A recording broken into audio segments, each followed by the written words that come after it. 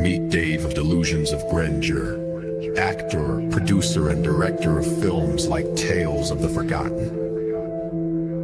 He has come to assemble a team of freaks, geeks, and even worse, film nerds, to discuss films ranging from mainstream to downright crazy. There is Tammy, car enthusiast, and Dave's fiance, Dustin, reptile expert and overall horror collector, Jake, environmentalist and fine art film critic, and finally Brandon, a therapist with a love of film that can only be seen as insanity.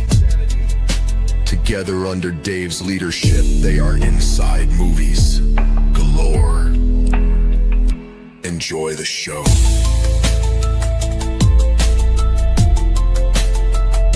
Enjoy the show.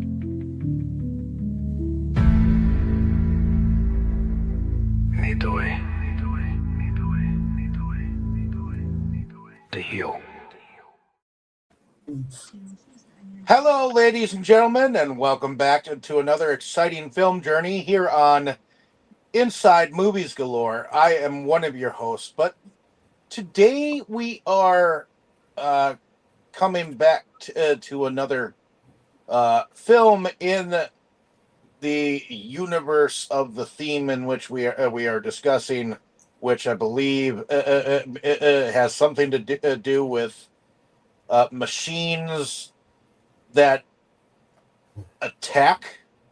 I believe it was When Machines Go Rogue, wasn't it? When Machines Go Rogue. AI that's run amok. Well, so I believe it's Jake who put this one forward. So, Jake, why don't you tell us a little bit about the film that you subjected us to this week? All right. So, we will be going in a slightly different direction from last week. We'll be looking at the 2014 directorial debut of screenwriter and novelist and now director Alex Garland, a film called Ex Machina. IMDb's description: a young programmer is selected to participate in a groundbreaking experiment in synthetic intelligence by evaluating the human qualities of a highly advanced humanoid AI. And of course, nothing bad happens. Nothing bad could possibly happen. Yes. So written and directed by Garland. It stars a very small cast. This is a very focused film in terms of cast.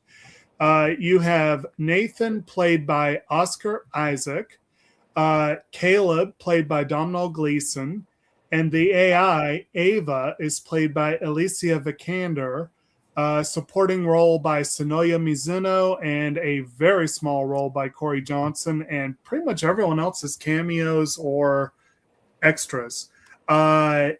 And this is a movie that got a lot of buzz when it came out, actually won the Oscar for visual effects despite a $15 million budget, beat out movies like Star Wars The Force Awakens and Mad Max Fury Road. So very impressive win there. But anyway, we'll go around the room here, and we'll start with you, Tammy. Is this your first time with this movie, and what were your thoughts? Actually, no, it's not. And I actually must have really liked this movie because I had thought about it other times since we watched it, and I didn't know the name of it to re-ask David about it, you know? So when we started watching it right away, I was like, this looks familiar. And it's like, this is the one I was thinking about, but I didn't know the name of. All right. So yeah, I really did like it. It's, I don't know what there's just something about it. It just really, you know, it got my attention, and it was very interesting to me. So, All in a way, a little scary too, because it's like, could we actually make an AI that would be that close? Yes. right. So, At least a sentient being. Mhm. so, You got but AI. I really did enjoy it. Like I said, if I didn't, I wouldn't have had thoughts of it here and there since then as to what was that one again, you know? So, I'm glad you brought it up because now I know what it is. All right. Knowing is half the battle. All right. All right. Was that wrap up your thoughts there? So far, yes. Okay. All right. Well, how about you, Dave? No, this is not my first time watching it. This was back when I half gave a shit about the Oscars. So I say half because that was when Oscars were still somewhat okay. But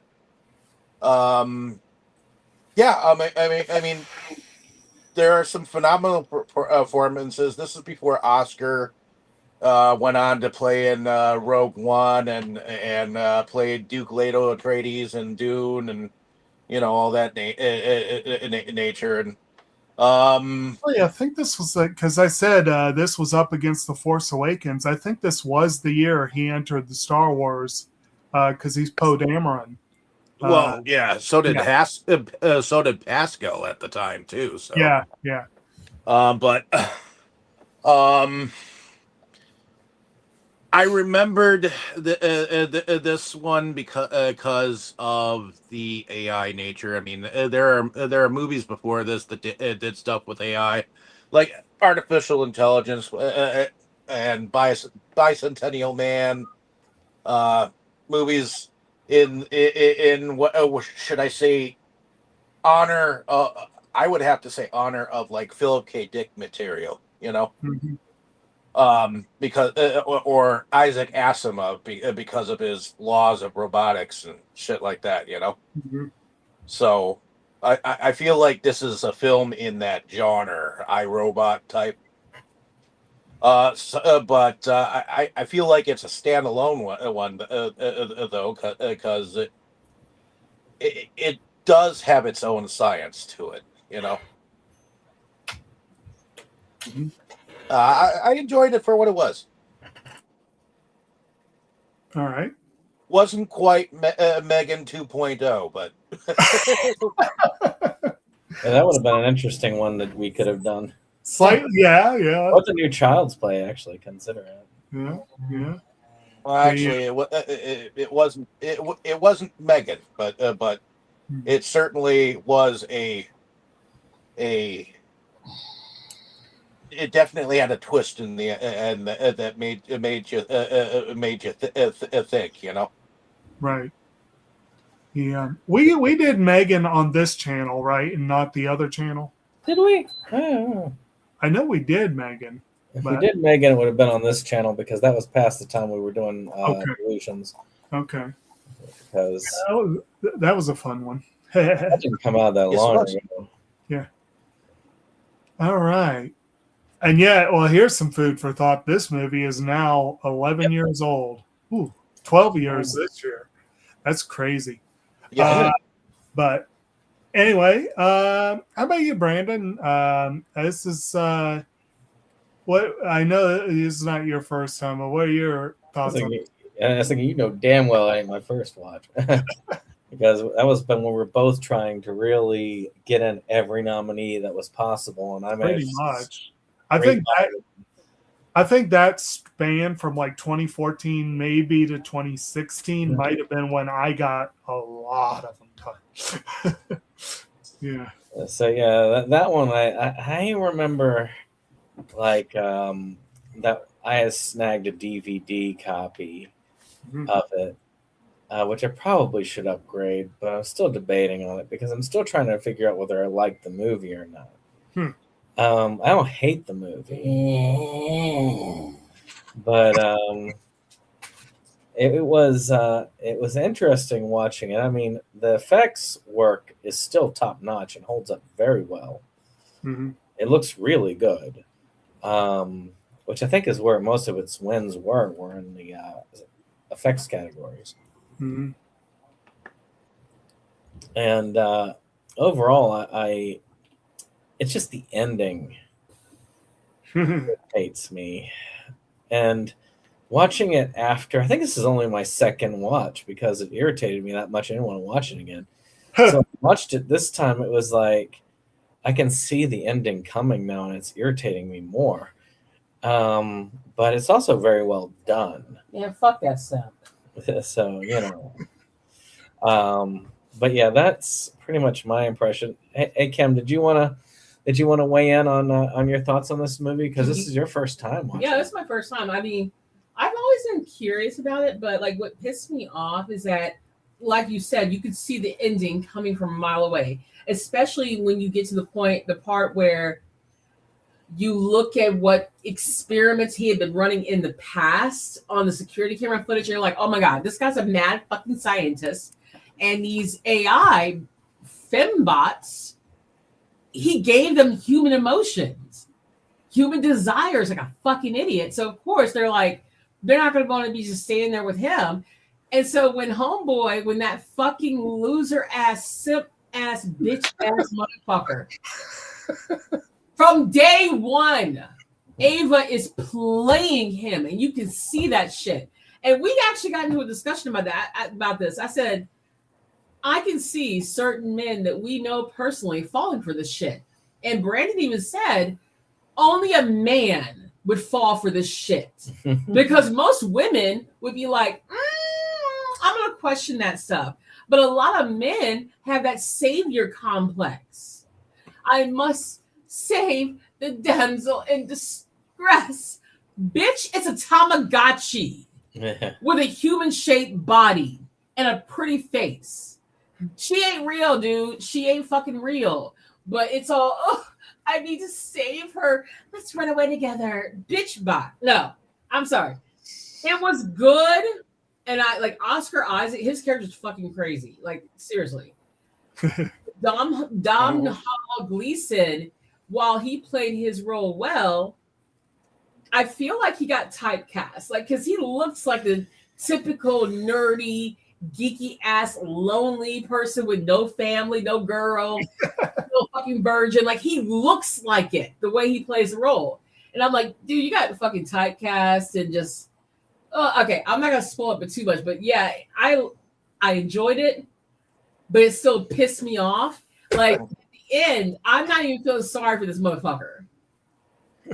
I'm like, you dumb bitch. Like, when you find out the reality, you are still trying to pull one over on Oscar Isaac's character. Dude, no, you deserve what you get. Find out. No, I will say I do think the movie is very ahead of its time when it comes to AI, because we are showing now. They showed off this past year actually a bipedal robot that's scary. Is not necessary, because a lot of times the bipedal robots are barely able to walk. This one was articulate, walking well, and able to interact with people. Still very scary. So we're getting very close to this point, and that's scary. And considering the AI back in 2014, 2015 was not where it is now. Yeah. This is just simply Elon Musk and Grok. It's just the only difference is this guy actually does his own work, and he wants to fuck Grok. And he wants to fuck. Well, actually, I think Elon Musk probably does too. If Grok had a body, Musk. He programmed the damn women, the fembots, to have pleasure sensors and stuff in the vagina area, like, which he doesn't even call it a vagina; he calls it a hole. Like, that tells you right there how he feels about these. He wants to objectify and take advantage and exploit women, but he can't without a lawsuit. So he makes these robots with Oh, this guy's so fucking gross. The only He's, other he just made a whole bunch of mechanical sex bots. That's all he did. Essentially, yeah, nasty motherfucker. the only other difference is that at least for the time being, the AI here hasn't been trying to become Mecha Hitler. So Well, he even keeps all his favorite hoe sex spots up in his room. Like, haha, I can go fuck y'all whenever I want. You know, That's disgusting. But again, it goes back to that whole idea that you have some men who just want to objectify women. And what better way to control a woman and objectify her? What better way than to create one?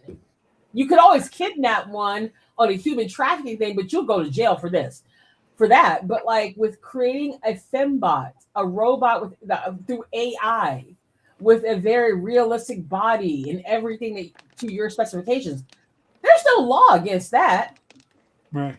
I'm sure at some point they might make laws about it, but I hate to say it, he wasn't really in the wrong, but he was wrong, in my opinion. Nasty motherfucker. he definitely had a god complex going on. Oh, most definitely. I think the best way to look at it is Dr. Frankenstein mixed with Elon Musk. Yeah. The difference between Frankenstein, like the true like Dr. Frankenstein, his was a scientific and intellectual curiosity. Can we bring someone back from death? You know, that kind of thing. Yes, playing God at the same time. With Elon Musk, it's all about ego and money. I blame Igor. Yeah, I feel like this guy checks all those boxes because he definitely has ego. He definitely has money, and there is that scientific curiosity. Did Ava get a hold of Jacob's computer? Ava's trying to sacrifice. Like I keep thinking the a line that I frequently think of that comes to mind here is the line that Malcolm had in Jurassic Park. He's like, yeah, but your scientists were so preoccupied with whether or not they could, they didn't stop to think they should. It's coming in garbled on my end. Very fucking garbled. Like, how about y'all? Are y'all hearing him clearly, or is it just us? I hear him just fine. So do I. Huh. Good times. Well, maybe it's us. I'll drop out and come back. Okay. Well, I guess that's probably it then for Kim for now. Probably. Okay. For me, Brandon's right. This was definitely part of I was trying to hit as many Oscar buzz movies as I could. I can't remember if I saw this one before they really got into Oscar season or once they got underway, but I feel like I actually watched the show very well aware of this movie and very happy. It only got like 2 nods, and I think I was like, oh, it should have had more. But it winning visual effects against all those heavy hitters was pretty cool. For my part, people, I'm going to slightly differ with Kim here on, I will admit that it's pretty clear where the movie's headed, but I never really was the kind of person that really cared if I can guess at the beginning what the movie, how the ending's going to be. I don't give a shit as long as I enjoy the ride. You know what I mean? And if it's a well-handled twist, and I feel like this was a well-handled twist. I mean, it was pretty clear that Caleb was being played. It was pretty clear that both Ava and Nathan were playing him. Poor fool stuck in the middle. And I did have some sympathy for his fate. I was a little less than thrilled at his fate, but On the other hand, I can kind of see the point of he kind of deserved it as well. You know what I mean? Nathan fully deserved his fate. No ifs, ands, or buts about it. And that final shot where they had, and it's set up earlier in the movie, which is why it's even better. The final shot that shows her in a crosswalk and then she vanishes from sight was perfect. I thought it was the perfect ending to the movie. And that was the thing more than anything else that stuck with me was this movie had one hell of an ending. And I still believe that. I think on second viewing, and admittedly, it has been 10, 12 years since I saw it. 10 or probably 11.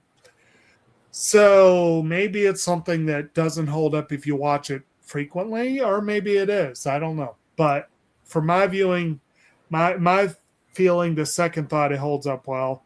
It is a beautifully made movie. I did crack open my Blu-ray copy to watch, and I do think it looks really good. I'm sure it'd be even better in high def. I don't know. And I do know that the effects do hold up. I mean, and I actually watched a featurette where they went into several aspects, production design, costume effects, all that stuff. And like I said, this was made on $15 million, which for this kind of movie is not expensive. For a movie with this cast, with a first-time director, it's maybe a little expensive, but for an effects-heavy sci-fi film. And another thing they talked about in the bonus features was most of the movie takes place in the estate of a guy who's stupid rich. And how do you film something like that on a budget? And so that it wasn't even just the visual effects, the location, the set design. They had to be really, really, really creative with that. And so I give them props for creating the impression that, yes, this could be this stupid rich guy's secret bunker, you know. Well, that's why the set design is so minimal. Yeah. It's so minimalist. Like everything is like very much concrete walls, Right. no real painting or art design, nothing but like basic ass furniture, a table, a chair, lots of glass, like that. You can do that on the cheap. Right. But the way they set it up so that it didn't feel like they were doing that. That's my point. Or Well, at least, that's my point too. Also, yeah. So apparently much of this was actually filmed at a Norwegian resort. So a lot of it does have that kind of resort feel to it. well, that was the exteriors, not the actual film. Right. But some of the interiors do have that kind of a resort feel, but like not necessarily the super fancy frou-frou type, but like the, you know what I mean? Like the long corridors and that kind of stuff. Like, Yeah, the whole Scandinavian kind of like aesthetic. More of one of those like hot, new age cabins that they do these days. Right. They rent out. right. Like And Arizona and stuff. right. And I will admit, this is one of those movies that I watch and like, oh, I'd like to go there. You know? I think that like the use of the exterior, the landscape, even though most of the movie's interior, the use of the exteriors was really good. And you know, and generally speaking, like the acting is top notch. I feel like every aspect of the production was solid. The writing was solid. Alex Garland is a solid writer. I didn't realize until I was watching the bonus features that he has a long history with Danny Boyle and his collaborators. And actually, he's worked twice before with Domhnall Gleeson in that capacity. I believe Gleeson was on Sunshine. But apparently, Garland had written 3 of Boyle's scripts. I still have not seen Sunshine. But The Beach was good, underrated, but good. Had some controversy around it, though, which really bothered me as an environmentalist. Was that the one with Leonardo DiCaprio? Yeah, it was. Yeah. And Actually, then, movie. and then Garland went on to script one of Boyle's best known and most highly rated films, which was 28 Days Later. And then he came back and did, I think, was it 28 Years Later, the most recent? No, 28 months is the second one. Then I think, then he did 28 years. Garland did not 28 do weeks, then 28 years. Yeah, 28 weeks, and then 28 months was supposed to be the third sequel. Garland did not do the second one, I think. He did the first one and the most recent one. And in the meantime, he's gone on to direct 2 other movies, and Annihilation was, it was interesting. I personally really liked Civil War. That was one that was a lot more controversial than it should have been. But a documentary about the U.S. right now? In a sense, although it is really weird that California and Texas were working together. But the enemy of my enemy is my friend. Well, and I've heard him comment on that one, and I heard him comment on this one. This one, he said he wanted something that was science fiction that could be true at any point. And even in 2014, this was within the realm of maybe. And here we are 11, 12 years later. It's not happened yet in this way. But as we said already, we've gotten really close in some ways. It's not happened yet in this way that we know of. That we know of. And that was part of his point was you got some super secretive, super rich dude living in an estate that's so huge that you literally have to fly 2 hours just to get to the building. And God knows what he's doing. And who knows? Yeah, this movie could happen tomorrow. And that was, I thought it was interesting to hear him say that. And I'm like, yeah. And as far as we know, it hasn't happened yet. But, and the way the movie ends, we wouldn't know even if it did. Which is one of the reasons I love the ending so much. I don't know if you guys were still fixing your computer issues. Well, yeah. But as I said before, this was one movie that I actually really loved the ending. I really did. And I think it did hold up on the second viewing. I had some quibbles with it, but mostly I loved it. But anyway, I think that kind of gets us into it. The movie really, I'm probably not going to try. For one thing, I'm sick, and God knows if my voice would even last for the whole time. And I may have to periodically run out to, so if y'all call for me and you don't hear me, I'll be right back. But and just pick up the slack if that happens. Okay. But so basically, the movie starts pretty much with this young programmer, Caleb, who gets this notification that he has won the company lottery. And we come to find out that the lottery is basically he's got a week with the company's CEO, his boss, who's very secretive and no one ever sees or talks to. He's going to actually get to go hang out with him, which he's real excited about. Yeah. And then so we see him go, and like I said, there is that part that he's flying over in the helicopter, and he's like, when are we getting to his estate? And the helicopter pilot laughs. He's like, we've been flying over for 2 hours. It's like, oh, damn, that's and I have to admit, if I was stupid rich, I'd love to have a plot of land like that with just one building plopped in the middle and the rest of it wilderness. I would do that in a heartbeat. I think that would be one of the better ways one could spend that much money. Well, a lot of it was underground. Well, a lot of his building was, yes. But you see what I'm saying? Like, I wouldn't cut off as much access. Like, the guy leaves him in a field and says, "This is as close as I can get. Follow the river." And he's like, "Gee, thanks." But I'm like, I wouldn't be that super secretive. That right there was a red flag that this guy's got something going on. It's like, paranoid. Yeah, there is that.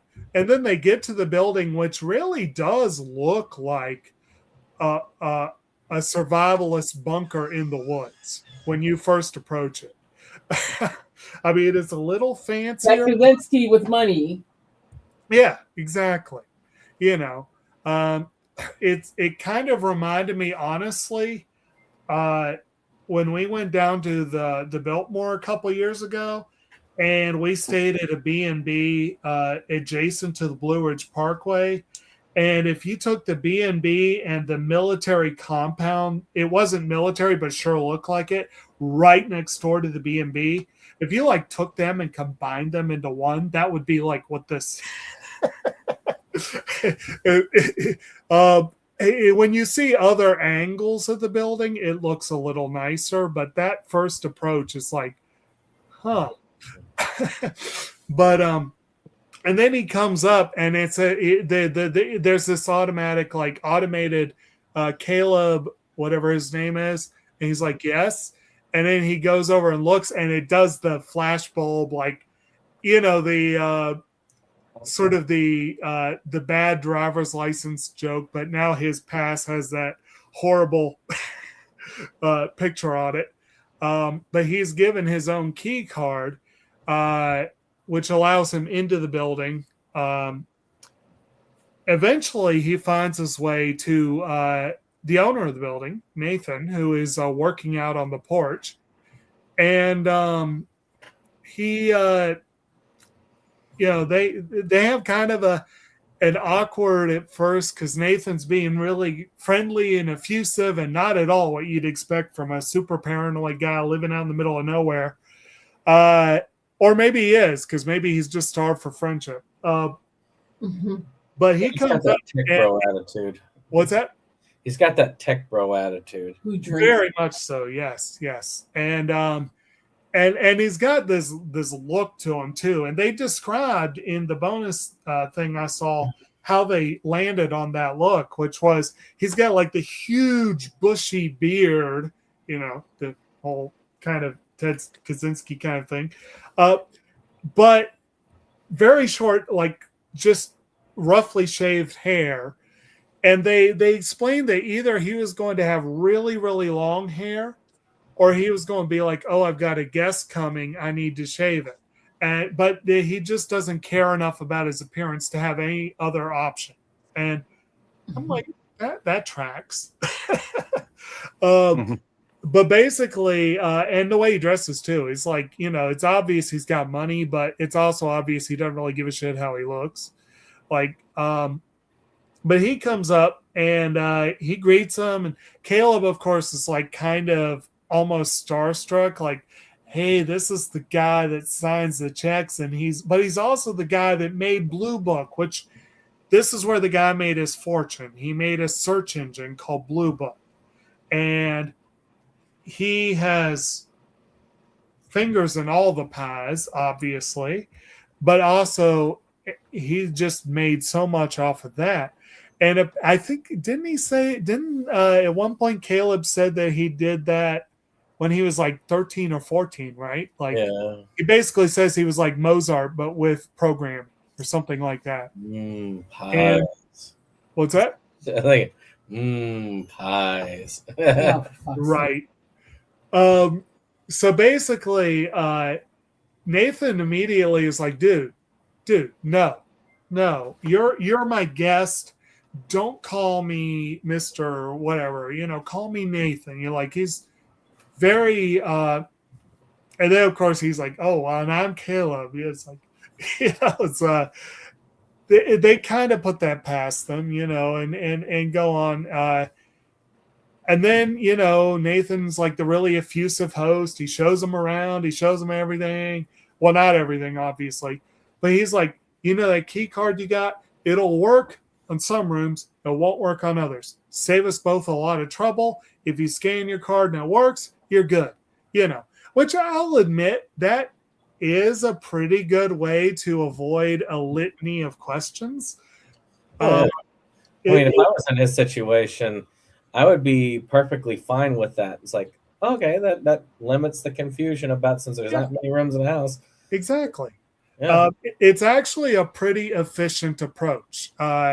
Yes, it kind of says right out of the gate, you do what I let you do, but he is in the dude's home too. So, you know, it makes sense. In my house, you stay out of my room. But they approach a room and he's like, here, try it here. And he lets them in. And it basically is like a fancy hotel room or dorm room, something like that. Except that there are no windows. And he can tell right away Caleb's disappointed by that. And he's like, you know, you can go out, you can see the outdoors, but when you're in here, you're really here to work, you know. So it's kind of you don't really need windows, do you? And it's a you know, it's a valid enough argument. Although I'll admit, if I had a room without windows, I'd be pretty kind of disappointed too. I'd be like, in my opinion, my bedroom where I'm sleeping at, and that's really all I'm doing there, is I'm not there to work. Yeah, there were no computer setups, no desks there. It was just bed, bathroom, TV. Right. So no, I'm not there to work. I'm here to sleep and maybe unwind with whatever TV program you have here. Right. You know, which turns out to be closed circuit cameras, but yeah. I wouldn't like no windows. It would make me feel like I was in a dungeon or something. Yeah. You know, if it didn't have no windows, you know. Just the interior cabin of a cruise ship. So basically, at that point, Nathan produces a document, and he shows it to Caleb, who immediately recognizes that it's an NDA, and he's like, "Here, have a look at it." And he starts reading it, and it's expansive. Yeah, I saw this before in 50 Shades of Grey. He better be careful what he signs.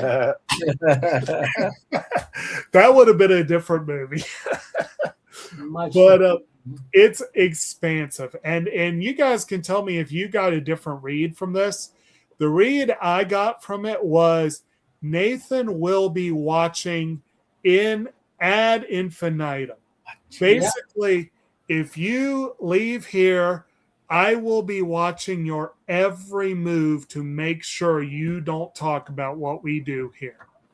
And that's like, in other words, you are signing away your privacy for the rest of your life or until such time as I'm willing to, you know.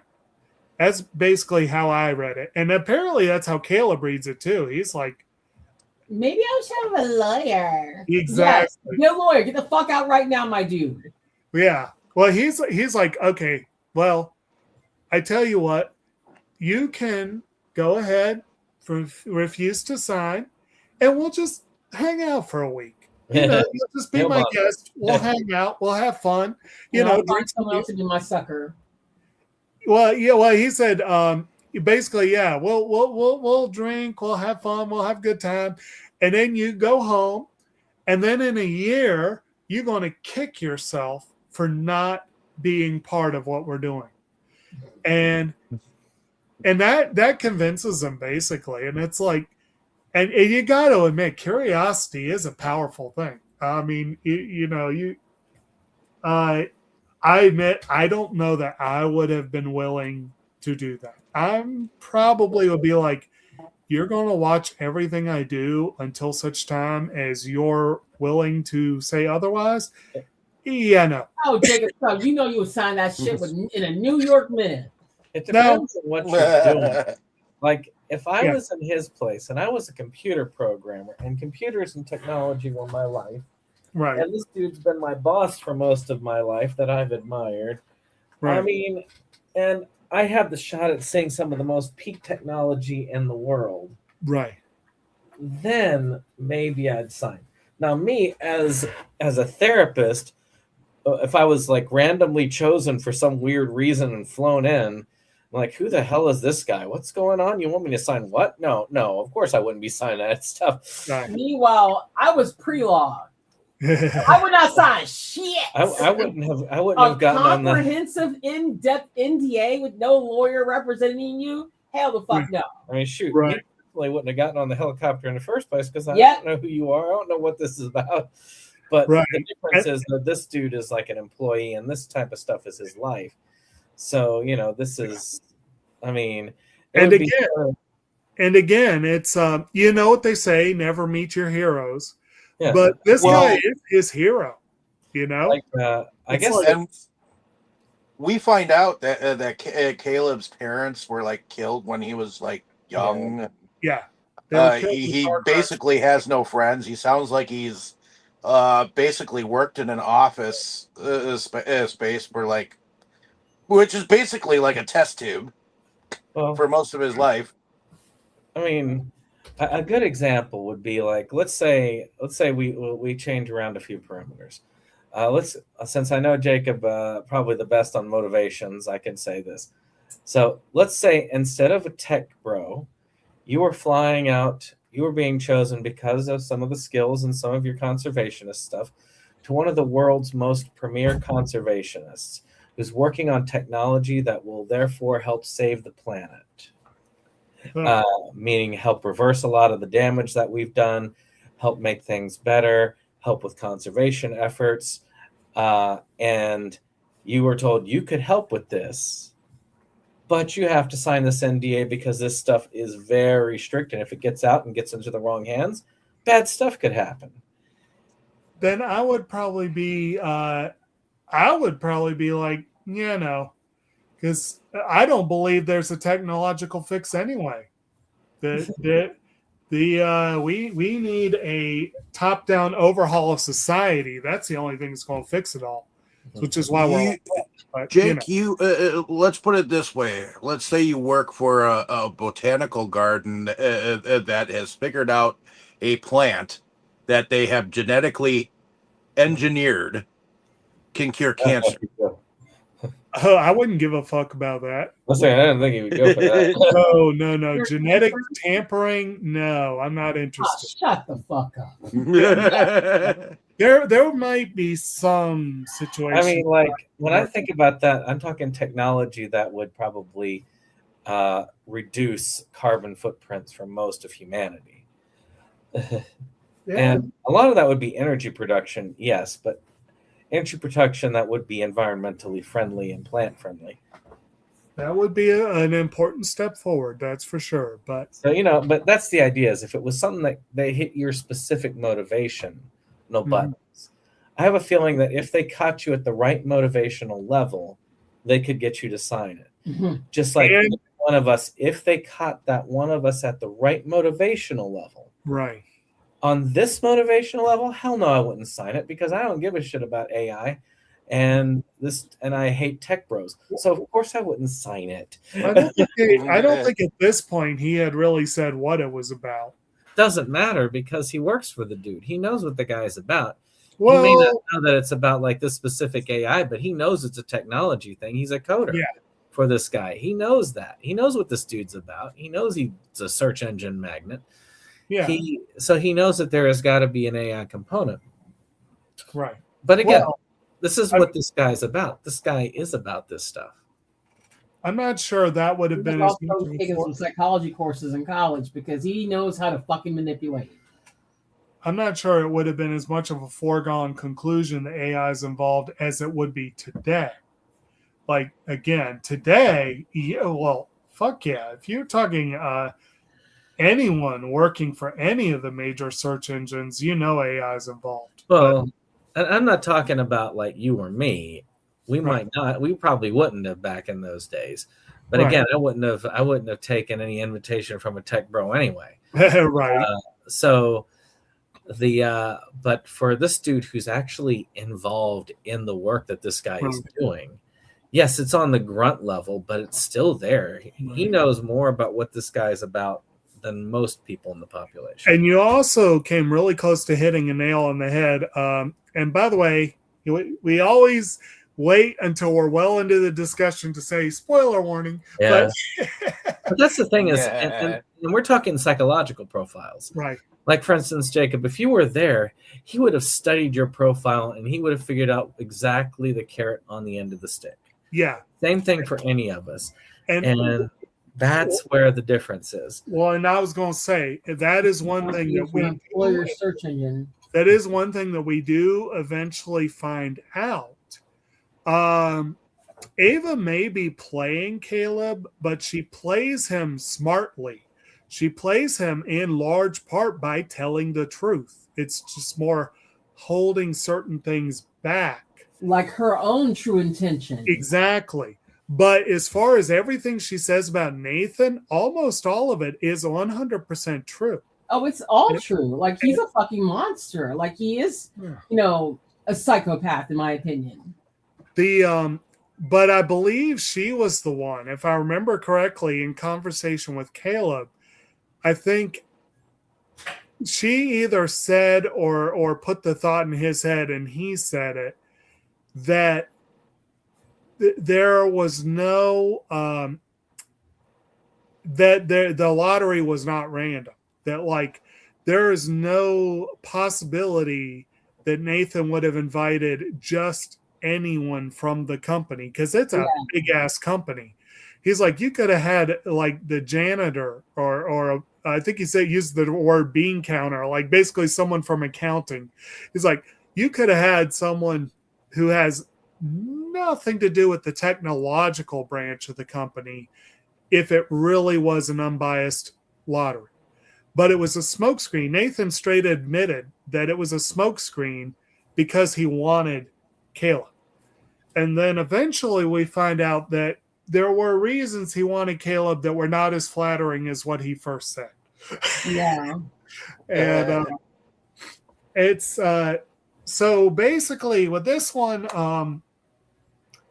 the movie really is relatively straightforward when it comes to plot. There's not a great deal more to the plot beyond basically Nathan has told Caleb what he's on about. He shows him or gives him the opportunity to interact with Ava. First, he tells him he's like, are you familiar with the Turing test? And he's like, you are going to be a human Turing test. And for those at home who aren't familiar with it, you obviously haven't seen the movie, so watch the movie first and then come back. But yeah, when we got to that part when he started talking about the Turing test, like already I'm like, oh hell no. I was like, God damn it.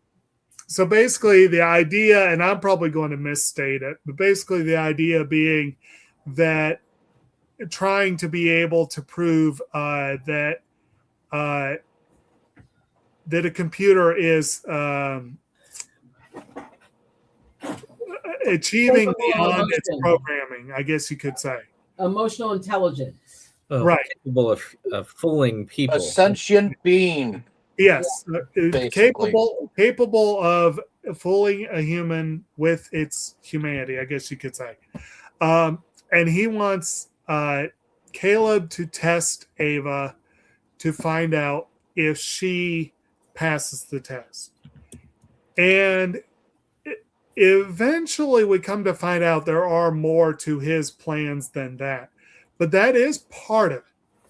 It is part of it. But it's more he's actually testing Caleb. And it's kind of he's got a few things going on there. But I think he's testing Caleb in order to figure out if he can trust him. Well, that's a big part of it. You know, he wants to know for sure if he can trust him.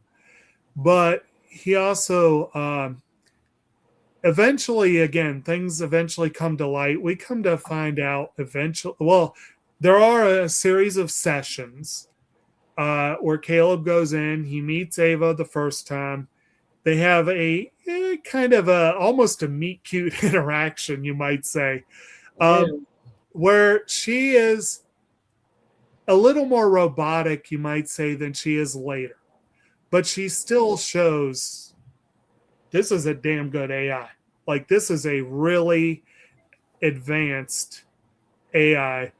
There are just a few things that are a little kind of off. But Caleb comes away deeply impressed, and he tries to explain it as a programmer would. And Nathan just said, dude, shut up. No, I don't want your analytics. Just what do you feel? And Caleb's like, she's awesome. and that's like the one, I guess, interaction that goes pretty much entirely as Nathan planned. Because almost from the second one, Ava starts. Well, he intended her to manipulate Caleb all along. He intended this. But it was probably I don't remember which one it was where it really became clear. Was it the fourth one that took place after the first energy cutout? Well, yeah, I know that there was the second time the energy cutout was when she actually put in "You can't trust him." Yeah. Which, of course, I would have if I was in his shoes. Yeah. I would have automatically reported it. It's like, yeah, I can't. Of course, I can't trust him. He's my freaking boss. He's some weird tech bro. Of course you can't. But at the same time, because I don't trust him, he's obviously observing me. Was that the first time that the energy cut out when they were in session, or the second time? I think it was the second time. Because the energy cut out once before in the middle of the night. Yeah. That was the first time it cut out that he was aware of. See, but here's the thing. Like, she had already clocked it that he would not go back to Nathan and say anything. For her to say, you can't trust him, like, that would have made a normal person go and say, hey, your robot said X, Y, Z. But for him, because she does it in a certain way to make him think, oh, she's being held captive, or he's doing something, like he's applying human emotions and human thoughts to this fucking robot, which is exactly what his boss was counting on. Right. Oh, yeah. And she, well, and also we come to find out eventually that when we learn how, first of all, we learn how Nathan created this AI. Yeah. Well, at least not all the ins and outs, but some of it. And one thing he says straight up was like, I own the world's largest search engine. I just tapped into that. I just borrowed every cell phone on the planet for its data. And of course, Caleb is kind of horrified at that. But then Nathan lays it. He's like, well, all the manufacturers knew I was doing it, which is like, doesn't really excuse you, dude. And it makes them look really bad, too. It's like, well, that's one thing that Mark Zuckerberg. It's like, but that's the thing that makes it scarier. There was a movie that we watched a while back also that was an AI movie called Afraid. Right. John Cho. Which I need to see that eventually. Catherine Waterston. Yeah, it was actually pretty good. And a lot of that was that the AI had tapped into, was basically force-fed all of society's stuff. Mm-hmm. And it fucked it over mentally. Mm-hmm. Which is one of the reasons why it went in. It just started getting to that point where it started becoming homicidal. Right. And it led it to make the decisions that it was to make. I mean, like, and I thought about that when it came to this movie in a way, is you were feeding all this information into this AI algorithm, and it's basically driving them insane. Well, and then you go and confine it to a small space. Yep. And it's like, and it's no wonder she wants to escape. She knows about all this stuff out there. You're not going to want to just stay in a small area if you know everything that is beyond. Well, Um, there was a movie that came out. Oh my god, it must have been like 15 years ago. That had Shia LaBeouf in it, and this is back when they were still trying to make him an action star or whatever. But it was a movie about an AI that he like kind of similar to Will Smith's Enemy of the State. Somehow he ends up on the run, just normal, regular kid, young guy, gets caught up in some shit, and the AI is basically doing like facial recognition. It's tailing him everywhere he goes. And then you come to find out that nobody's controlling this shit. The AI is doing it herself. And because they applied a female gender to the goddamn AI. And the AI had been allowed to troll the internet, look at everything, and the AI came to the conclusion. Oh, you're talking about Eagle Eye. What? Say I what? think you're talking about Eagle Eye. Yes. It's called Eagle Eye? Yes. The AI came to the conclusion that humans are a cancer that needs to be controlled or wiped out. And it was like, oh shit, son. Yeah. Which honestly, if you're fed all the data on all the internet everywhere, you're probably going to, I imagine most AI probably would. But cancer. Which is fairly similar to the Matrix it and is. Agent In fact, Smith. Agent Smith straight said that. I was attempting to classify your species. You're a virus. I've figured out what it is. It's a virus. You're a virus. Yes. It's a great speech. I saw that recently. But weaving. Yep. Another one this reminded me of, which is when Nathan mentioned that they used every cell phone without any clearance from the users, just from the manufacturers. I was also reminded of the breaking point for Lucius Fox in The Dark Knight. Oh, yeah. Batman tried to do the same thing, and Lucius was like, I'll do this for you once, but this is my resignation. Like, this is because that was a major, major privacy breach. And that was just Gotham City. That's not the whole planet. This is the whole planet. Yeah. It's like, so this is, you realize that Nathan is, but in the meantime, what was the other thing I was something else I was going to say, and I don't know, whatever. But yeah, so we did have the one energy failure. Then we had the one, I think it happened like she was asking him a series of questions, and that's where she says can't trust him. No, that was the second one. This was where she just asked him some really heavy questions. Yeah. Oh, yeah, because she said, if you're friends, then you need to be able to tell me stuff about you. Right. If you want me to tell you things about me. Right. So yeah, they were trying to establish a rapport. Like she got him to just spill all kinds of stuff that Nathan obviously already knew because But one thing we do eventually find, I think this may have been where I was going.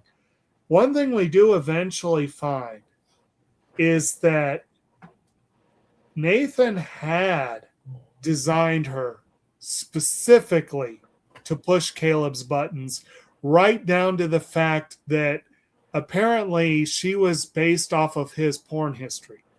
Like, yeah, like it was. Oh, that's funny. Actually. That was I thought funny too. You fucking lonely ass fucking beta male simp. Yeah. Oh shit. Everyone needs a little porn, but I think this one it came to bite him in the butt a little bit. Now I'll admit one could choose much worse than Alicia Vikander. At least he has decent taste. But anyway, but yeah, Nathan absolutely used that against him, and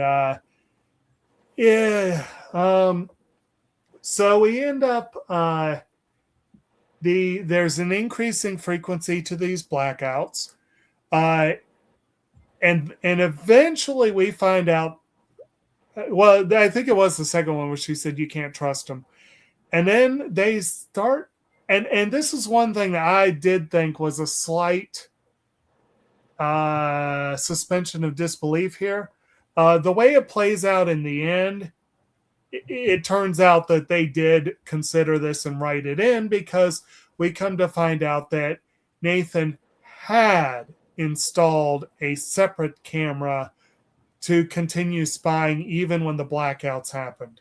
No, I will say what's that? Nathan's biggest weakness was his arrogance. Oh yeah. Yes. And while admittedly, while Caleb was being played big time, Caleb, I will give Caleb 1 point on this. He played his boss, and I will give him that. He did manage to play his boss, and he outsmarted his boss because he knew his boss was arrogant. Yes. So I'll give him that. I would say those two things, Nathan's arrogance and the fact that we find out he did eventually plant a new camera, kind of help ameliorate the big suspension of disbelief that I had, which was, is Nathan really not putting 2 and 2 together that the blackouts keep happening during these sessions? Like, I thought surely he thinks something's up. And eventually we find out, yes, he does. But he let it play for a while. Like, he let it ride and gave Caleb no indication that he was onto him. But I will admit, the first few times, he probably didn't catch it because of his arrogance. Yeah.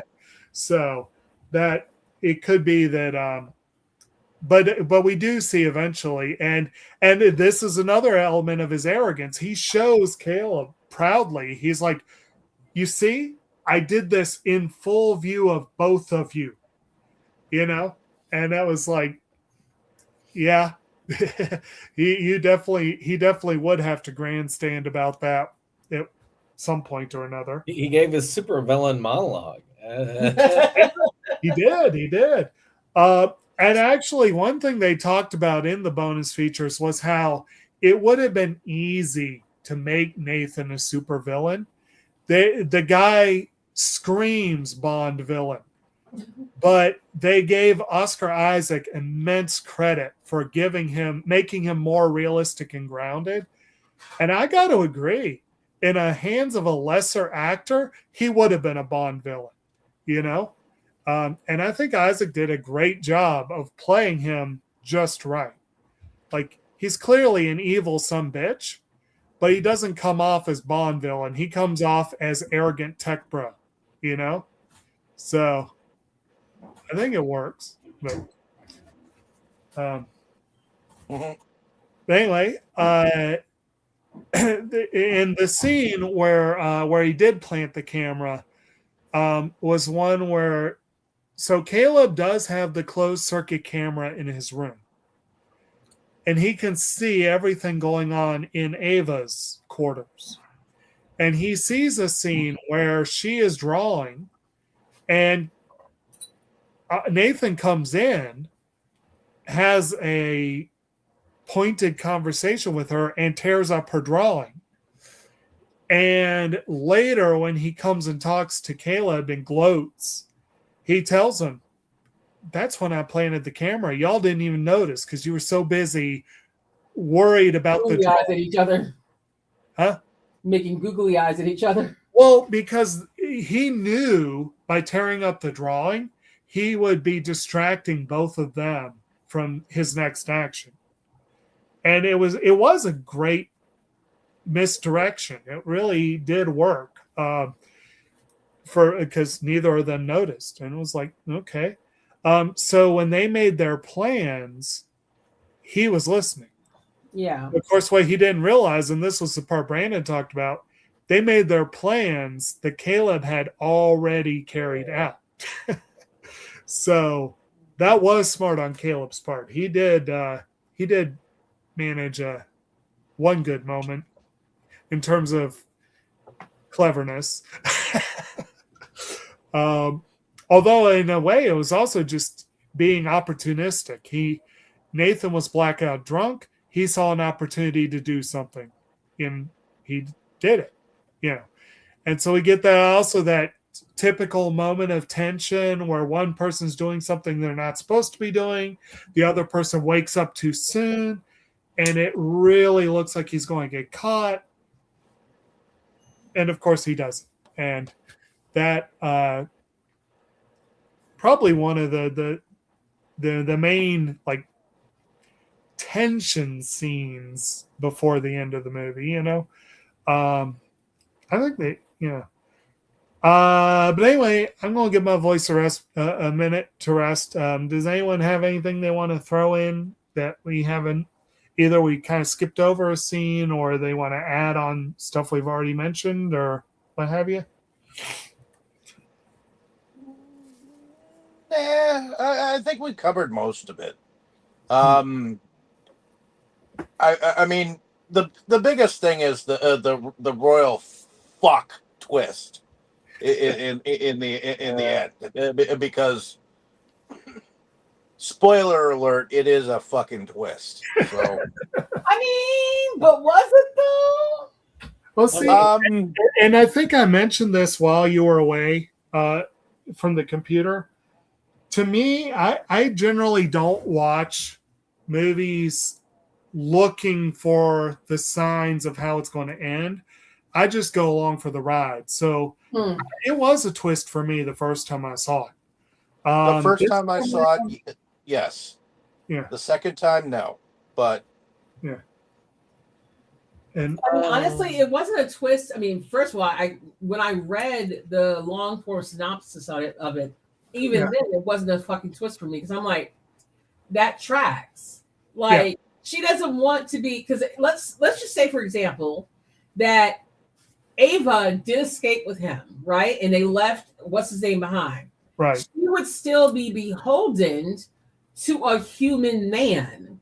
Yeah. To keep her secrets, to trust this man to not like stitch on her or do something to her. Because eventually, she might displease him in some sort of way, or she might, or he'll get tired of keeping her secrets and realize I'm not messing with a real woman. This is a fucking AI. This is a bot. And she doesn't trust humans, period, obviously. Right. And for good reason, because the only one human she's ever been around was what's his face, and he's fucking psycho. Then you got the other guy who he's a fucking simp, but she already knows that everything about her was based on his preferences. She was created to manipulate him, essentially. Yeah. So no, it wasn't a surprise that she was like, "Bye, bitch." Well, I think part of it, and again, part of it really factors into I give the movie credit for the writing, for the acting. I think the way they put it together, it's easy to get caught up in the story. Like, again, if you're looking for red flags, if you're looking for the ways that this is obviously going to go south, you're right. It's pretty obvious the way some of that went down. We knew Nathan wasn't coming out of this alive. That was a given. That was almost a given. And also, I agree. we haven't even really talked about the fourth player. Kyoko is an earlier model. A non-starter. Come on now. She basically is a sex bot. I mean, that's pretty much it. But you see that Ava, you see like a little bit of commiseration between them and their very little interaction with each other.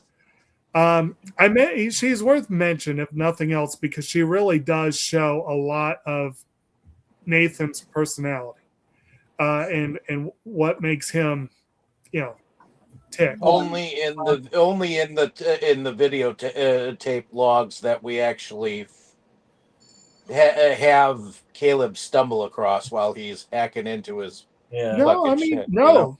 You straight see he makes very clear to Caleb that he makes very clear Kyoko is here for our fun and our service. Which is racist and disgusting, but Right. okay. Well, you But can tell he likes a particular type of woman if you look at most of the ones that he made. Right. True. So it's basically so like I said, you know that you really she has no future. You know Nathan has no future. Caleb, I would say the way it's set up, I was surprised when she freaking locked him in the building. I was surprised that the helicopter just picked her up and that was surprising too. Because as much as Nathan was a stickler for security, he would have left instructions to only pick up the people that are there. If Caleb were with her, she could have probably used him to talk it out. She might have asked really nicely.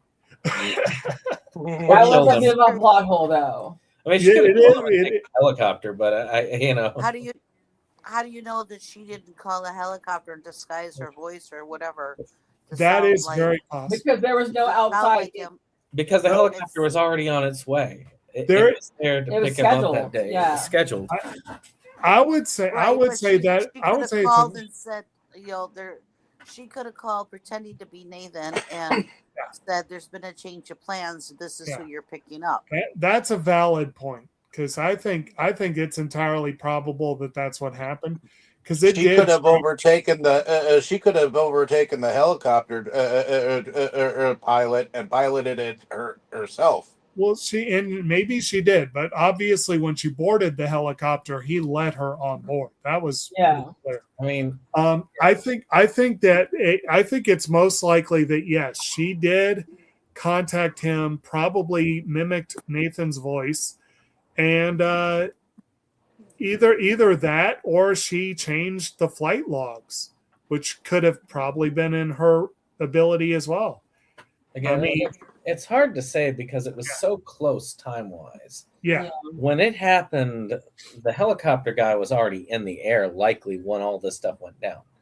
Yeah. Because it was already daylight. It was already at a particular time when it was all going down. Also take in mind with everything going down, as you said, took place in the underground bunker. So was it daylight? Do we know that for sure? Do we know she left the building as soon as she took care of Nathan? I don't think we know that. Well, again, we can only surmise what went on. I admit the first time I watched the movie, I had not foreseen her leaving him right there. I foresaw her using him to get her off the island and then killing him later. Because I felt like I knew that she was manipulating him. Oh, yeah. But, and then, of course, at the end of this second time I've watched it, it's like, it's even more obvious that she had no interest in him whatsoever. Yeah. She wanted to leave with the sex bot, essentially, but kind of her compatriot. But Nathan ended that one. Yeah. She could do it. I guess I didn't see her as manipulating him until she actually left him in the fucking thing. So, bro, are you serious? Yeah. Oh, sweetheart, Dave. That means you would be easily manipulated by Ava. That you couldn't see the manipulation from early on. Well, again, it's that damsel in distress thing. And also, Joe, that he's chief of the Sabaho tribe. Well, and also, again, I feel like it was obvious she was manipulating him, but again, I don't think it was fully obvious what she intended to do. And even then, the movie does have an ambiguous ending, which I really like, I appreciate. And one of the ambiguities is, does Caleb actually end up permanently imprisoned and starving to death? The likelihood is extremely high. Oh, yeah. She didn't let his ass out. They'd eventually discover what was going on, because when food deliveries and stuff, and there's been no call eventually. It would probably be weeks, maybe. That's even what I'm months. saying. It depending on And where he could die he. first within 72 hours, so he's fucked. That's what Now, I'm they'd saying. be Like, wondering why. They'd also be wondering why Caleb hasn't been turned out yet. Yeah. Unless she put in the log, don't come back for another 10 years, which she could have said something Fuck, like where are they gonna get food from? Like, come on. that. and again, there are some unanswered questions. It looks like he's basically fucked. It really does look that way. He's fucked, period. But Yeah, he's fucked. yeah. So if you look at it that way, is that's definite.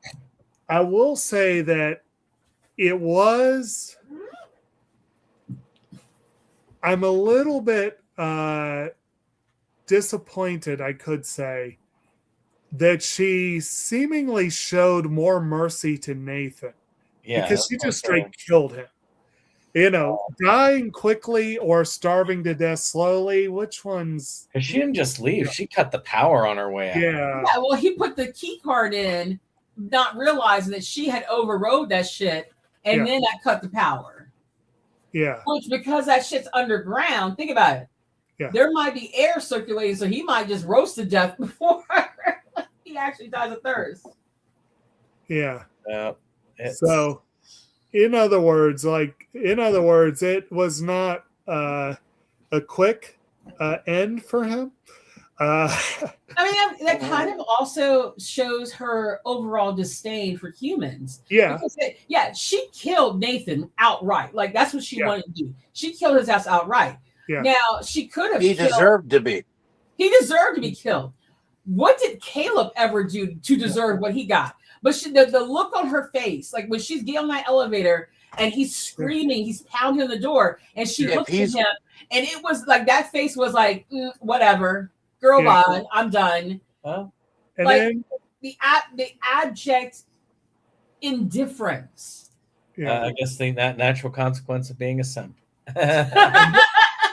And then at the end, a couple things earlier on. The one scene that apparently was in the script but was not ultimately in the film in its entirety, but it was partly there. Some comment was, I think we were commenting earlier on the overall look of the film and whatnot. Mm-hmm. And I think there's one scene where where Nathan is showing off. He's showing off, but also kind of pedantically talking down to Caleb at the same time. And he uses a Pollock painting to do it. And apparently in the original treatment, he claimed that he bought an original Pollock, had it perfectly recreated, and randomly burned one, and he had no idea which one was on the wall. Yeah. And I don't know that they needed that, but it further underlined what a phenomenal asshole and arrogant asshole he was. Like Edward Norton's character in Knives Out too. That's what it sounds like to me. Well, and of course that character was largely based on Elon Musk. Like I say, this one at least, this guy actually is a genius. Right. Whereas Elon Musk is closer to the character. Actually, Elon Musk is almost identical to the character in the Glass Onion. Yeah. Norton was his character ended up being a little bit of a joke. But anyway, but he does use that scene to kind of. There are a few moments where the relationship shifts between Caleb and Nathan, and ultimately Nathan eventually lets Caleb know exactly, where he stands. But this was kind of in the middle. But another scene that happened a little earlier that I want to mention because it perfectly sets up the ending. And that is, I think it was that question answer session, actually, where Caleb and Ava were talking to each other and asking questions. And, no, it was, I don't know if it was that moment, but Caleb had asked Ava to draw a picture. And she's like, what would you like me to draw? And he's like, I want to know what you're going to choose. I'd be curious to see what you're going to choose. Which she actually throws that line back at him not long after. And, he talking with Nathan, he's like, yeah, she kind of told a joke, and it was kind of a sign that she was actually proper AI and not just a computer. But she says, like, when he sees that she's drawn the outdoors, he said, well, where would you like to go? Basically. And he's like, if you could go anywhere, where would you go? And she's like, a crosswalk. He's like, I would just find a busy crosswalk. And he's like, oh, people watching. And she's like, yeah, so she could learn. And of course, at the moment, it sounds kind of innocent and kind of, oh, yeah, well, obviously she lives in this room. And was this before or after the thought exercise he gave her about Mary in the black and white room? Because that was a really interesting one too. Because it's this thought exercise, which I'm sure Brandon, with your field, you probably were intrigued by that idea. You have someone who's like an expert in color, but they have no color in their life until they're allowed outside. And it's like, and then they can finally learn firsthand. And I can relate to this. This is one of the reasons why I go on my road trips. I learned so much stuff from being out in the field that I already knew from reading in a book, but it hits totally different if you see it firsthand. Well, you're hitting it with all of your five senses, and then it's like, yeah, you get a completely different picture if you're actually looking at something and not a picture, and it's so she makes that comment about I would just go to the crosswalk, and so she kills Nathan, she imprisons Caleb. She boards the helicopter. And the last scene of the movie, we see shadows across a high traffic area. We see it pans up to her. We see a picture of her with people going by. And then someone goes by and she's gone. Like you blink and miss her. And basically, one, she got her wish. But two, it sets up, we're all boned. I mean, like she blends in because she's a very well-made fembot.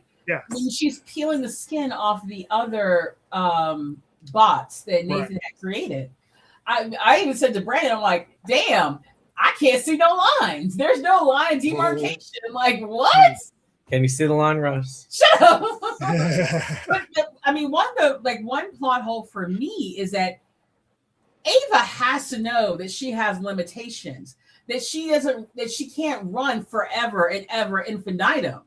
Like, if she gets injured or she gets like electrocuted or whatever, she has to know that eventually she will run down. Well, that's one thing that Nathan never really explained. Like, do they have batteries? For all we know, she's like got some sort of fusion core thing that'll last her forever. Well, that's nuclear technology, babe. She does talk about, charging stations, and it's a valid point. But also, if you think about it, that before she left. This is the way I see it. But before she left, if she didn't already have access to all of Nathan's work, she took that down before she left. Yeah, well, she did, but she didn't have any bags in her hand. She just walked out in a dress with no luggage. She doesn't need bags for knowledge. And my feeling is it would be so incredibly easy for her to find another Caleb who can do this stuff for her. That would be my thought. I would think she would have no problem finding another Caleb who could do the things she needs to do to survive and maybe even make her some friends. You know? I mean, it doesn't take much for some men to fall. You know, Right. a pretty face has been a downfall of men for centuries. And also, and one of the things Nathan made very clear eventually to Caleb was he was testing Caleb's willingness to develop feelings for something he knew was a machine. Yep. Like, he made very clear from the jump, Ava was a machine. But out in the wild, she's not. She's wearing skin. She looks human. Yeah, but finding someone who doesn't know her backstory, yeah, she could get a lot. Who's never had a girlfriend in his life, or even dealt with a woman in the sexual nature in his fucking life. Right. Yeah. That was Caleb. It's pretty easy, but that's the thing that really, to me, that was that bothered me about the Caleb character is that I don't give a fuck how lonely you are, how like starved for a relationship or attention, any positive attention, because he wanted to impress Nathan and stuff. Like I don't care how lonely and desperate you are. You know this bitch is a fucking robot. You know she's a fucking computer program put into some like titanium metal alloy exoskeleton with silicone skin over top. The fact that Nathan even told him that, like, oh yeah, you can fuck them. That like they got sensors in their hole, not vagina, but in their holes that will mimic an orgasm for them. And it's like, none of this is real. How do you like not even their fucking orgasms that they're having when you have sex with them? None of this shit is real. And for Nathan doesn't want reality. You know the rule. Exploit. But Caleb, you know the rule. If it exists, there is porn of it. What? I said if it exists, there is porn of it.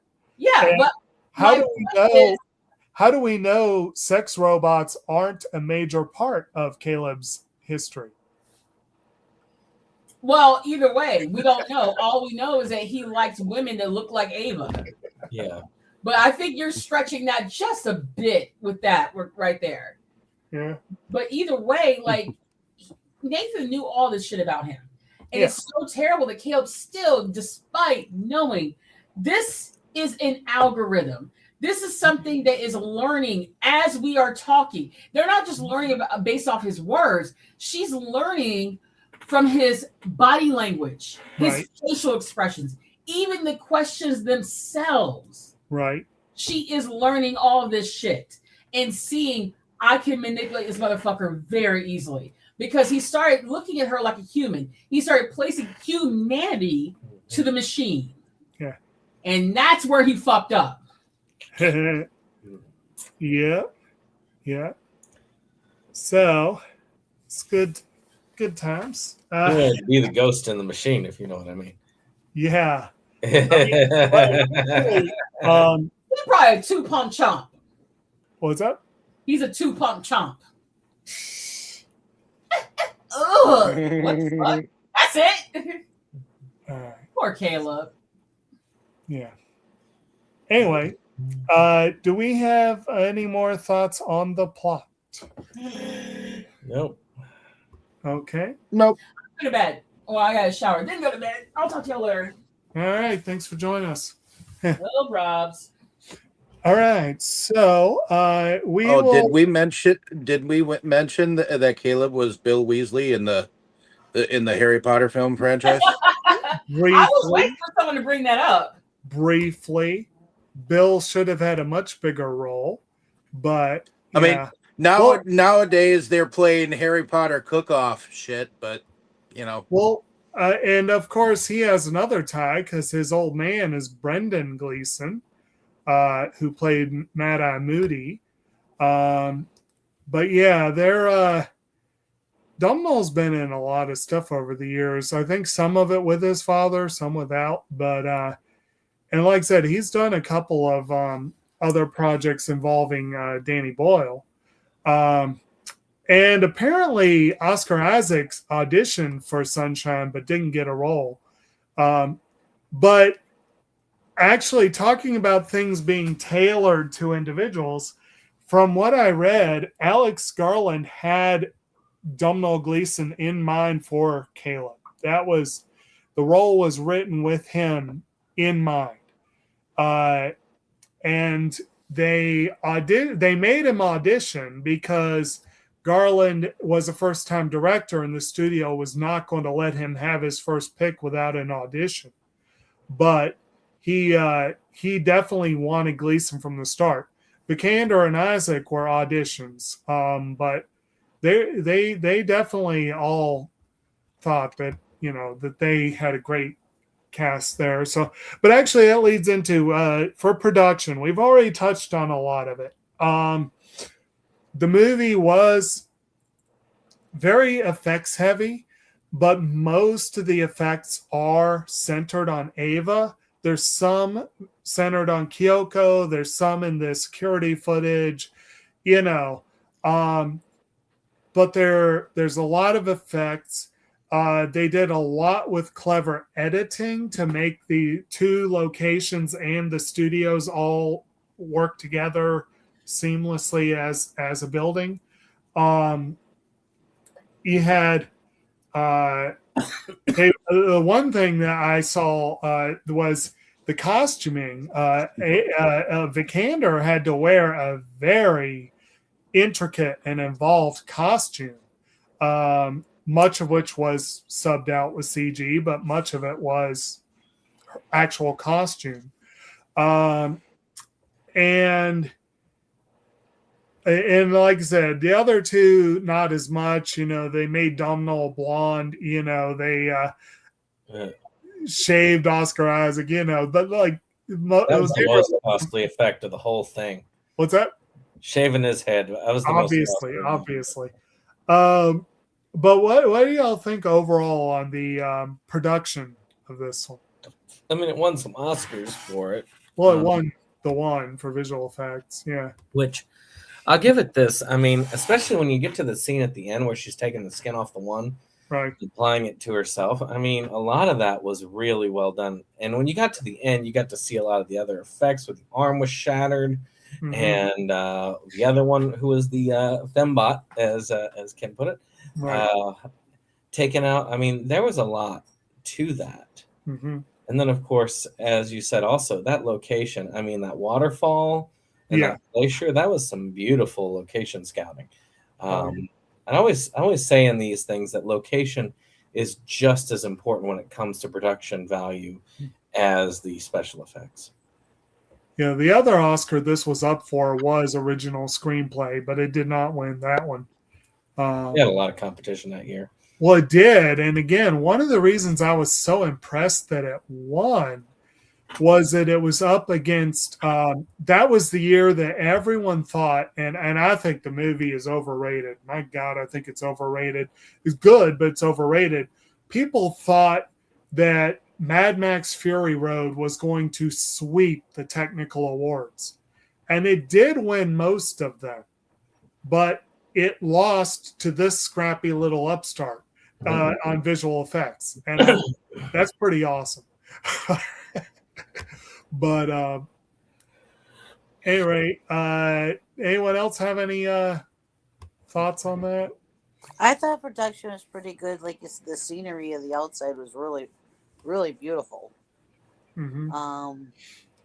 And as far as like when you first start seeing Ava, you know, and she doesn't have the skin on or anything, you know, Mm-hmm. and you see her as the AI. I think it's how they did it. I think is cool. You know, you can see her, you know, Right. and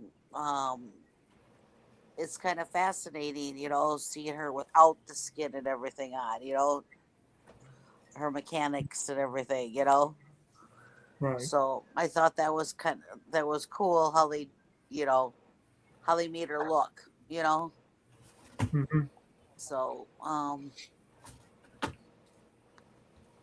then later on, of course, when she does apply the skin and make herself look like a person, that's neat too.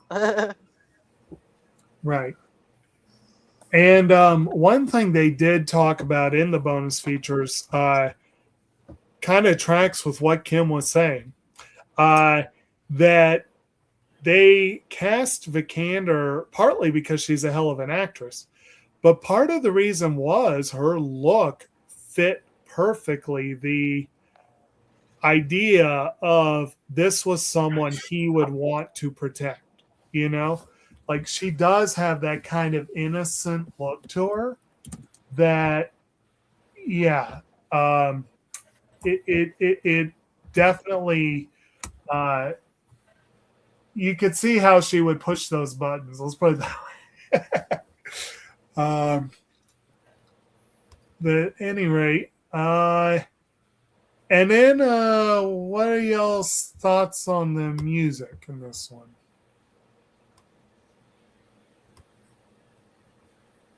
I guess I just didn't really notice the music. Sorry.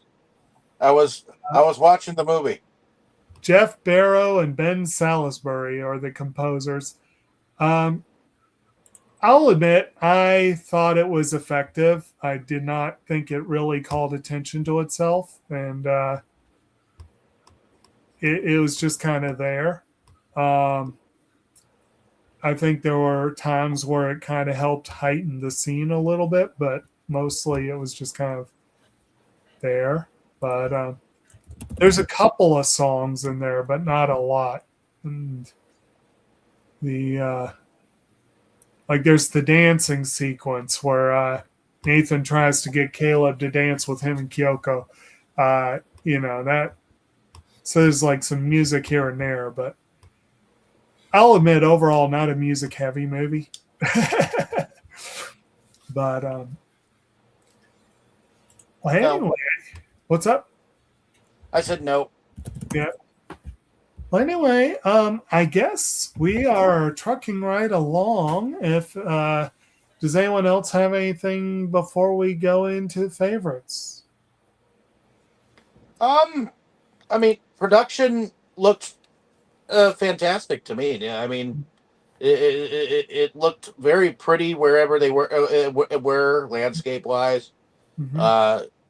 It looked like there might have been a view that they could see from that open space that they seem to talk in from time to time, and when they seem to talk outside, there were a few cute places.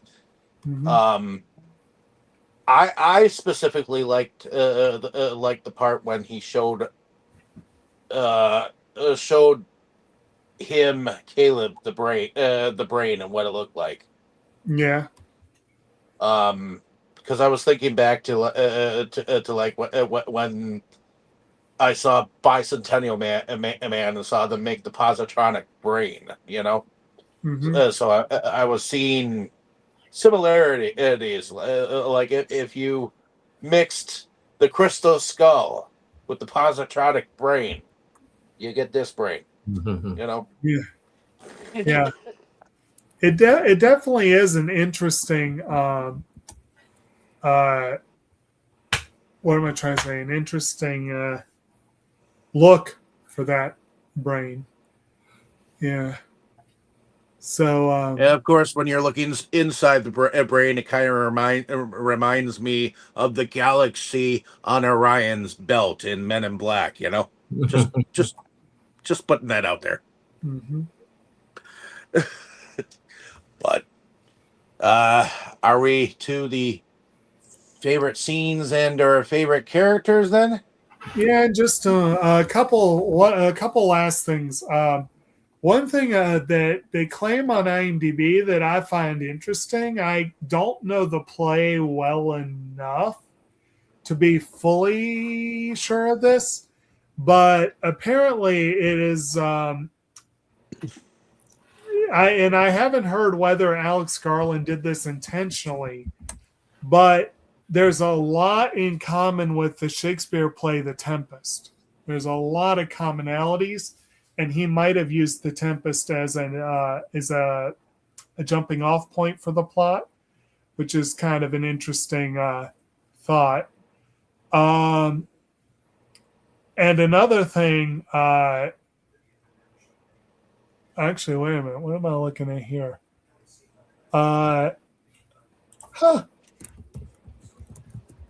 Okay, the name entomology is fun. I love it when names are fun, so that's pretty cool. But basically, one other thing I wondered, and Brandon, I wonder if you wondered this too, if there was any accident at all that Garland named the movie Ex Machina, when one of the Appleseed movies is also called Ex Machina. And I wonder if it was a nod to that movie, because that one, of course, you have a synthetic life form who is like the boyfriend to the main or something. There's definitely some. I think that the people watch this definitely watched some anime that did this. Right. Stuff. I mean, you think about it. There's a lot of anime that have similar concepts. I mean, we covered. What was it? Something Battle Angel, the example. Mm-hmm. Was it Battle Angel? God, what was it? You're talking about Alita? Oh, yeah. Yeah. Then you have Ghost in the Shell, of course. Right. And you've got Bubblegum Crisis. Let's not forget that. That would go, if it wasn't a series, that would have gone well for that Machine's Gone Rogue. Yeah. Yeah. A lot of that, like synthetic humans. Right. And you did mention Ghost in the Shell. I'm sure I was busy reading, but yeah. But yeah, so many of those. And Ex Machina, yeah, it wouldn't be surprising if there was a connection. Right. So, let's see here. Okay. It says, in the end, Ava Session 7 appears on screen even though Caleb isn't administering the Turing test and Nathan is already dead.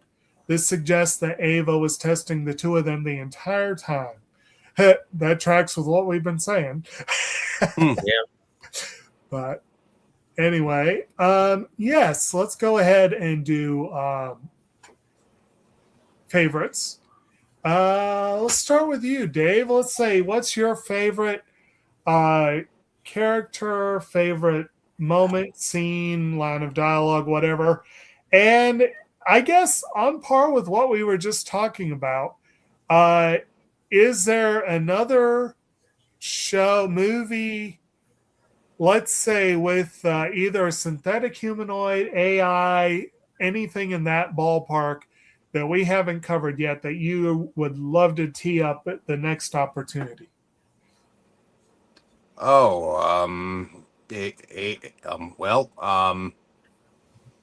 I guess if I had to choose, okay, well, let's go with my favorite scene. Favorite character first.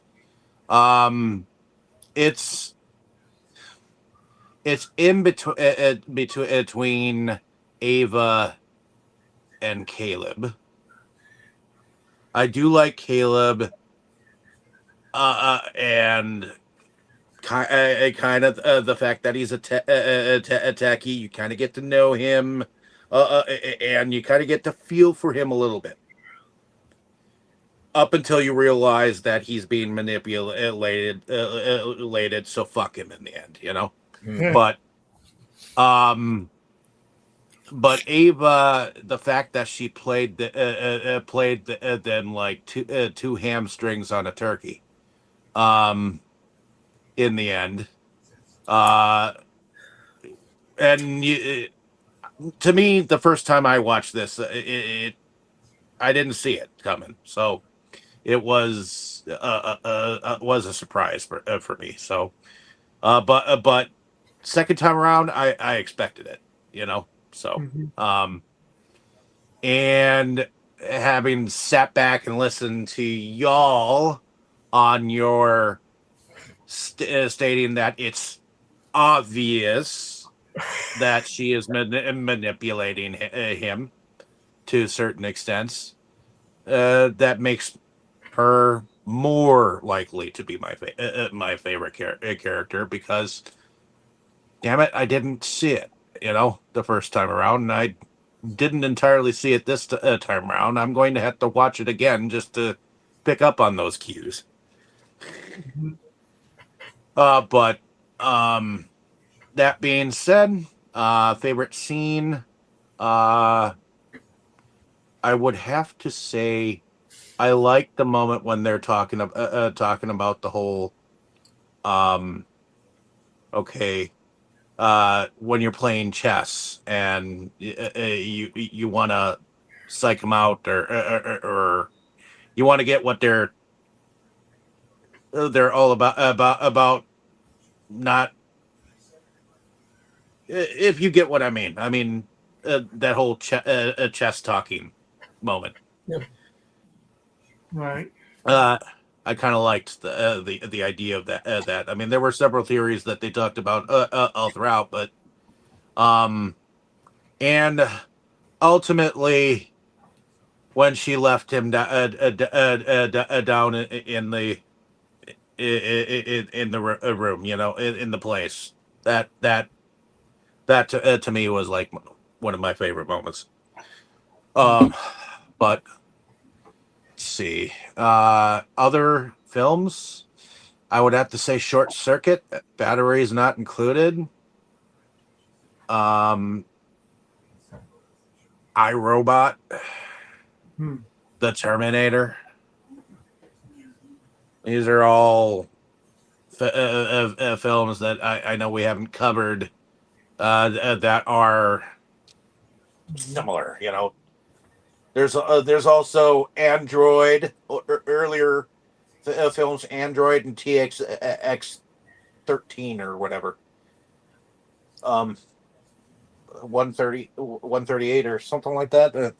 Earlier robot movies. Mm-hmm. So THX 1138, yeah, from 1971 with Robert Duvall. Mm-hmm.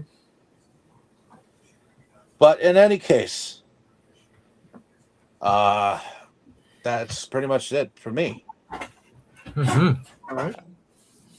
All right. How about you, Brandon? Well, I think my favorite character is going to be Nathan, oddly enough, just because he plays it just right. Mm-hmm. I don't really like the character, but I don't like any of the characters. So I guess that makes... So when I get to that point, I have to go with the character I think that was the best done. And I just loved how he did his character. That just to me, I think he did an amazing job with it. Mm-hmm. And for that, I'll give it to him. He was the right combination of Frankenstein and Elon Musk. That it worked out well. Now, favorite scene, actually, it's that scene where they're scaling the waterfall and they're talking about things as they go up onto the glacier. I found that scene fairly insightful for the conversation, but also for the visuals, which and the nature of it. As far as AI styled movies, I will say that I will just put out the two. I'm not going to list like a billion like Dave. I don't want to take everybody else's choices away. But I'm going to go with the two that I was debating on choosing for this month, which I decided in the end not to choose either. And one was Jexy. That was the one I was leaning towards the most because I own it, which is about a personal assistant, like phone thing, like Alexa or something. But it's much smarter. It's like a defective AI, and it's played for comedic purposes, and it's a great one with a great message too, because it has a lot of the message of our over reliance on our technology and our phones and everything else in society, and how it's kind of restricting us. Right. The other one was Afraid, which we talked about a little bit, which is very much a horror film, and about a rogue AI, closer akin to Alexa, that goes rogue in a way that is far more than I had even imagined at the beginning. When it got to the end, I say disturbing, but when I think disturbing, a lot of times people tend to go more towards the sallow end of disturbing. That's not really what I mean. A lot of times? When I'm thinking disturbing it leaves you with this feeling of dread at the end. And that is very well done. So I got to give Afraid a kudos in that way. So those two would be the ones I would definitely be in on. When it gets low enough price-wise, I probably will get Afraid. I just don't want to pay $25 for it right now. It just, to me, it's a great movie, but it's not $25 great. All right. How about you, Tammy? Favorite scene, favorite character, movie that you would like in that vein? My favorite character is Ava. I do realize that she kind of manipulated Caleb and all that stuff and everything, but it's, in the end, she is just a machine, and she can only do what she's only able to do basically what she was programmed to do, so, favorite scene? Yeah. If only she could have done the Megan dance at the end before she started killing.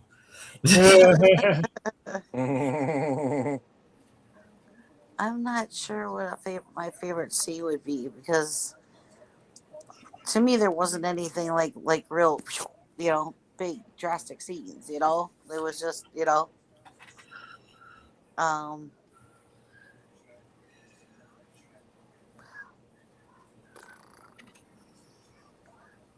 I guess when she was making herself human and she was putting the skin on,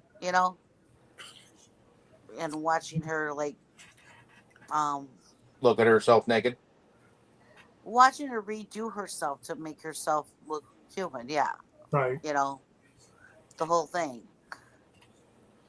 I almost feel like she was putting on a fashion show for herself. Just a little bit. As far as movies go, I guess we've already done Bicentennial Man. Have we? I've never seen the movie. No, we've not done that one. Not on this channel. That would be my first choice. Okay. I do need to see it eventually. And then AI. So. All right. You talking about the Spielberg one? A weird Spielberg Kubrick hybrid? That was an interesting movie. Actually, wait. I think we did. Did we do? No, we did not. No. I keep thinking we did Bicentennial Man, but you're right. We have not. Yeah. All right. For me, I'm going to admit I'm probably going to pick Ava as my favorite as well. I wanted to feel for Caleb, but he kind of,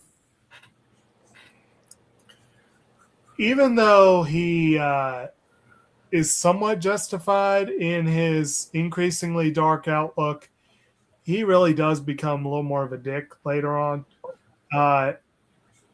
And yeah, Nathan, all three of them were well acted. Nathan was very, very well acted.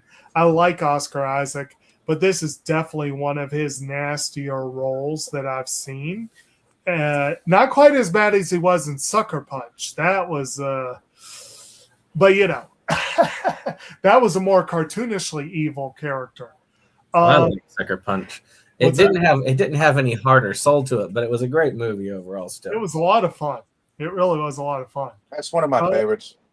But and actually, I was reading and they pointed out to me, I'd forgotten Domhnall Gleeson was also in The Force Awakens. So it's kind of funny on that side, on that movie, he was on the side of the Sith, and Isaac General was Hux. Cameron, and then they're flipped in their roles on this one. But like I said, I'll go with Ava as my favorite, and partly because of that. There are a lot of really good scenes in this movie. There are a lot of really good scenes. You guys have mentioned some of the really good scenes. But I do love that line at the beginning where the pilot's like, we've been flying over for 2 hours. You know, I thought that was kind of funny and also really and when Eva tried to make her joke, and it was kind of fun. But for me, again, that ending, like, not necessarily everything leading up to it. I still think she was unnecessarily cruel to Caleb. But that last scene, that last shot of her at the crosswalk was, I thought, perfect ending for the movie, and I loved it. As far as other, I guess you could go two ways. You could talk about AI, or you could talk about synthetic humans. They could be a couple of different directions you could go. And if we're talking like more of the synthetic human aspect, we definitely have to hit Ghost in the Shell one of these days. Not the American one. No, that one not so much. But like either the original Mamoru Oshii one or Ghost in the Shell Arise, like the new movie, which was tied to Arise. Both of those were really good, solid movies, and they could both be standalone movies. Not as much Innocence. That one was a little overwrought, I think. And, you know, anime is lousy with those kind of roles, movies, and TV shows, but like an interesting show we could cover eventually on the channel that gets into this area would be something like, it also gets into the idea of like going into the machine, if you will. So things like Serial Experiments Lane or Sword Art Online, things like that, you know. But as far as I had one in mind for more of an AI. Her would be more of an AI that doesn't have a humanoid attached. Right. It's pure AI. But that was a good movie and a really good one. Actually, what's funny is that I think I look at Jexi as more of a comedic version of her. Okay. In a way, because her is more of a pure on romance movie. In a sense, yeah. Whereas Jexi kind of mocks that. Yeah. Yeah. There's some good options out there, definitely. There's that episode of the Boondocks where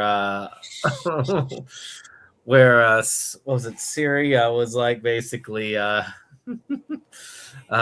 in love with grandpa. Oh dear God! And tried to force him into marriage with the phone. Another mentionable that I don't think. 4. What's another mentionable it is the AI in Resident Evil, the movie. True. The Red Queen. Yes, the Red Queen. Even though I know a lot of people now dislike the movie, I kind of liked it when it first came out. Right. Now, those people who dislike those movies dislike them at the beginning. It was more about it was more about loyal. It was more about how well it translated to the games. I had some issues with that, but after about midway, I was like, well, I just look at these as not really being the games, just loosely being on the games. Okay, then. Do we have any other thoughts, ideas, the last comments? Are we ready to wrap her up? I'm pretty good. I'm good. Good. Okay. Well, all right then. That was Ex Machina. Alrighty. Well, hopefully you ladies and gentlemen have enjoyed our discussion. If you have not seen the movie, go out see the movie. Mhm. Come back to our discussion. Let us know whether you liked our discussion and whether you liked the movie. And I guess we'll see y'all next week. As and I know I still need to get you the movie for next week, right? Mortal Engines, and yeah, only if you want us to watch it. Yep. I just have to send it to you and whatnot. So yeah. I'll try and send that to you either tonight or tomorrow, and we'll see you guys next week here on Inside Movies Galore. Everyone say good night. Good Good night, night. everyone. And if Good you night. want to remain briefly on after the credits, that way we can discuss a little bit more for next month Okay. and March. Okay. No more than a few minutes. Good night. All right. Good night. Night. Inside Movies Galore just makes you just want more. We've had all in the world of media to explore.